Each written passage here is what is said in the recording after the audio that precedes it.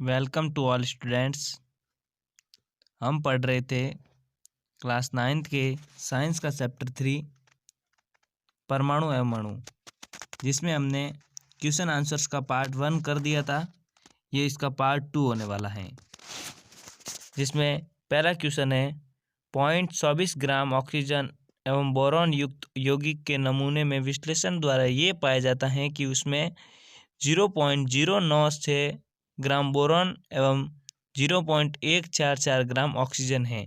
उस यौगिक में प्रतिशत संघटन का भारात्मक रूप से परिकलन कीजिए।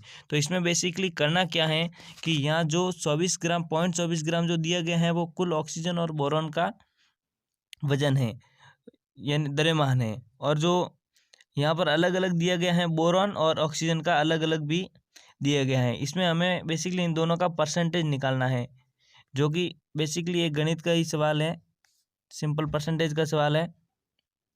इसमें हम सबसे पहले क्या करेंगे, बोरॉन का परसेंटेज निकालने के लिए हम बोरॉन का द्रव्यमान लिख देंगे, जो कि है 0.096, और इसको मल्टीप्लाई कर देंगे 100 से, और इसको डिवाइड कर देंगे 0.24 यानी 0.24 ग्राम से, क्योंकि जो 0.24 ग्राम है ये टोटल वैल्यू है इस यौगिक की, जो ऑक्सीजन और बोरॉन का जो मिक्सचर है, इसका जो मिश्रण है, इसकी ये टोटल वैल्यू है।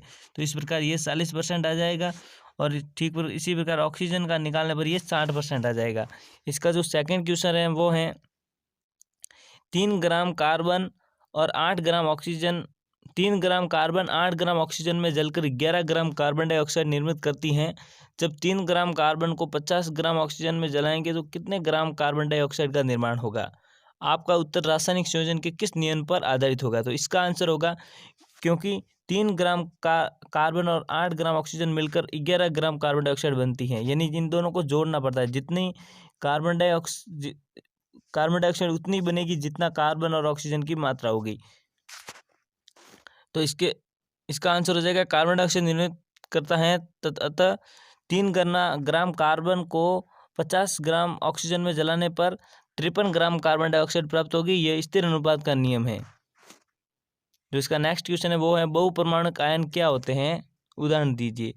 तो इसका आंसर हो जाएगा, परमाणुओं के समूह जिन पर नेट आवेश विद्यमान हो उसे बहुपरमाणुक आयन कहते हैं। उदाहरण के लिए नाइट्रेट NO3- और हाइड्रो ऑक्साइड आयन OH- है। इसका जो नेक्स्ट क्वेश्चन है वो है निम्नलिखित के रासायनिक सूत्र लिखे। सबसे पहले मैग्नीशियम क्लोराइड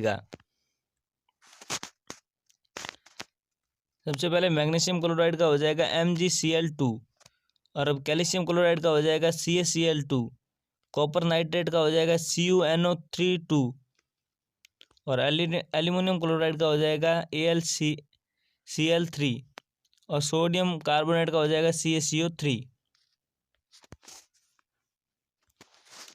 नेक्स्ट आंसर है विद्यमान यौगिकों के विद्यमान तत्वों का नाम दीजिए। बुझा हुआ चूना, तो बुझे हुए चूने में क्या होता है, कैल्शियम और ऑक्सीजन, CaO, कैल्शियम और ऑक्सीजन होता है बुझे हुए चूने में।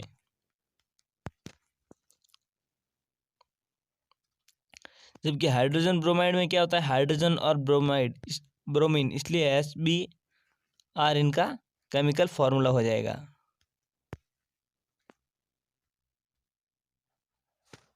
और नेक्स्ट है वो है बेकिंग पाउडर या खाने वाला सोडा, तो इसका हो जाएगा NaHCO3, सोडियम, हाइड्रोजन, कार्बन और ऑक्सीजन मिलकर ये इसका निर्माण करते हैं।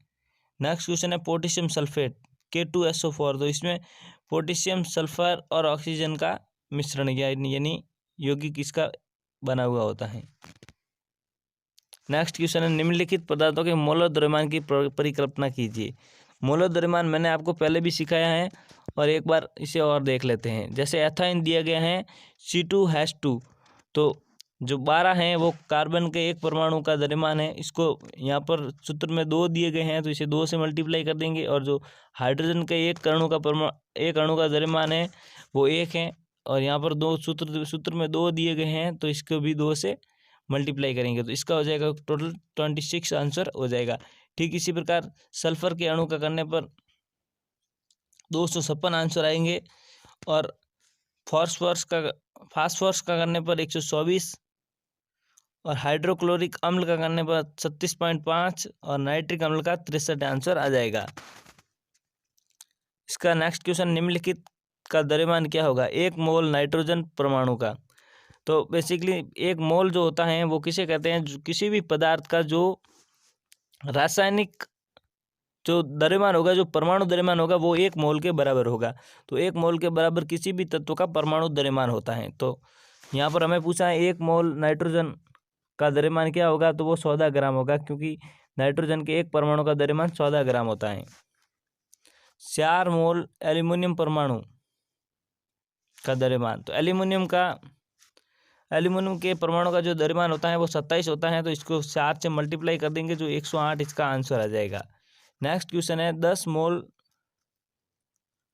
सोडियम सल्फाइड, तो इसका जो रासायनिक फार्मूला है वो है Na2SO3। तो इसको सॉल्व करने पर इसके 1260 इसके आंसर आ जाएंगे। नेक्स्ट क्वेश्चन है वो है मोल में परिवर्तित कीजिए। 12 ग्राम ऑक्सीजन गैस को मोल में परिवर्तित करना है। तो बेसिकली जो ऑक्सीजन गैस है उसका जो आणविक द्रव्यमान है या परमाणु द्रव्यमान है वो टोटल 32 होता है, यानी कि उसके जो 1 मोल होता है उसमें 32 ग्राम उसके अणु ऑक्सीजन के होते हैं।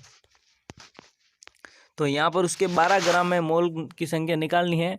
तो इसको 12 को 32 से डिवाइड कर देंगे तो आंसर आ जाएगा 0.375 मोल।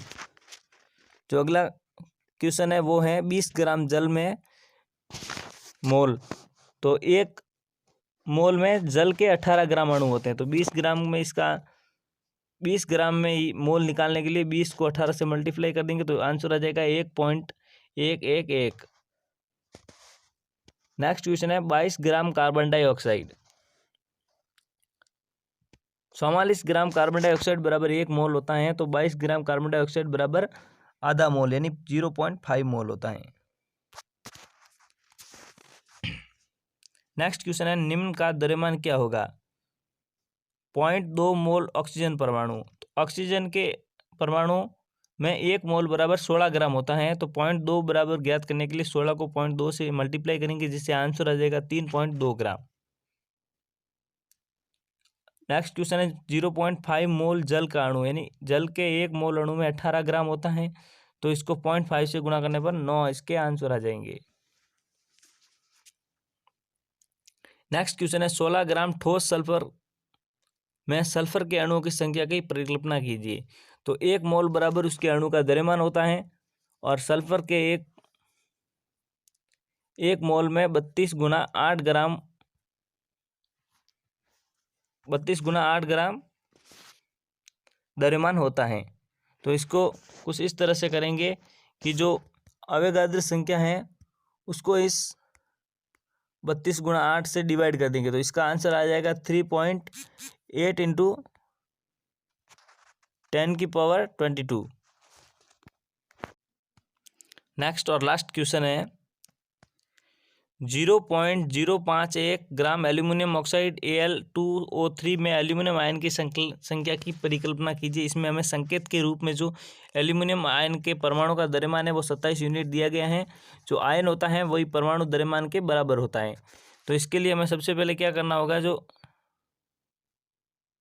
एल्यूमिनियम ऑक्साइड का कुल मोलर द्रव्यमान ज्ञात करना होगा, या कुल जो मोलर द्रव्यमान है वो 102 ग्राम आ जाएगा। और यहाँ पर हमें जिस एल्यूमिनियम का हमें आयन की संख्या ज्ञात करनी है उसका द्रव्यमान हमें दिया गया है। तो इसके लिए हम क्या करेंगे कि जो इसकी